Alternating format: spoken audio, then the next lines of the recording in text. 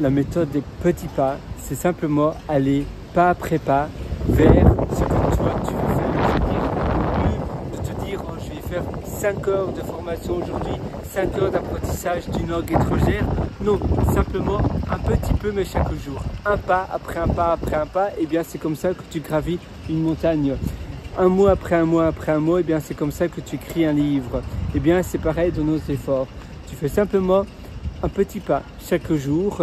Ça veut dire que tu vas apprendre pendant 10 minutes un peu de mots dans une langue étrangère. Tu vas faire un peu de formation. Ne fût-ce que 10 minutes de vidéo, et bien ça représente déjà une 4h30 après un mois et 70 minutes après une semaine. Donc, tu vois, ça représente énormément. Là, tu vois, j'attends le tram en réalité. Et c'est pareil, quand tu attends le tram, eh bien, tu attends sagement. Et simplement ce temps, tu peux aussi l'utiliser. Comme ici, eh bien, je fais cette vidéo. Je suis d'ailleurs avec ma valise. Eh bien, voilà. J'attends bien sagement le tram et je me dis, mais je devrais faire une vidéo. Je devrais partager un peu de mes connaissances. Et un petit peu, eh bien, ça va simplement être 3 minutes de vidéo. Mais c'est un petit peu chaque jour. Et c'est ça qui compte le plus. C'est un peu comme les mini-habitudes. C'est pas en se disant, voilà, je vais faire 20 pompes tous les matins ou 50 pompes tous les matins que tu vas faire 50 pompes parce que tu seras déjà épuisé avant même d'en faire une. Rien qu'à l'idée de savoir que tu dois en faire 50 et donc tu vas même pas les faire. Tu auras une exception et puis une deuxième exception et puis finalement 2 sur 3 et après il y aura une troisième, une quatrième et finalement tu vas jamais le faire.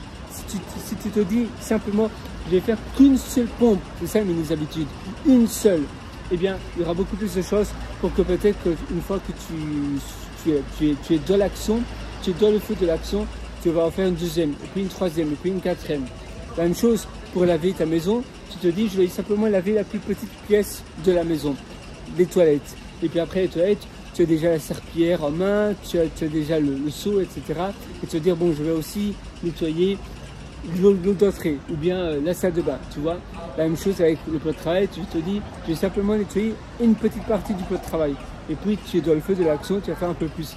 Mais en se disant je fais un tout petit peu et finalement si tu t'arrêtes là, c'est bien aussi.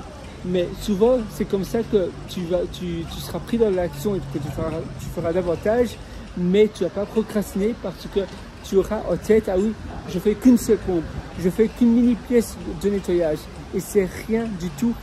Tu te dis, mais voilà, en réalité, grâce à cela, tu vas optimiser le démarrage de la tâche. Ça veut dire qu'il n'y aura plus de friction au démarrage de la tâche parce que ça sera tout petit à faire. Donc il y aura finalement quasiment rien à faire. Et ça aide énormément pour pouvoir réaliser de grandes choses. Voilà, moi sur ce, je te souhaite tout le meilleur. Si tu veux aller encore beaucoup plus loin, tu peux toujours me rejoindre dans mes ateliers sur pierrewriter.com, c'est pierrewriter.com. Sinon tu as mes liens en description et je te souhaite une excellente journée du fond du cœur.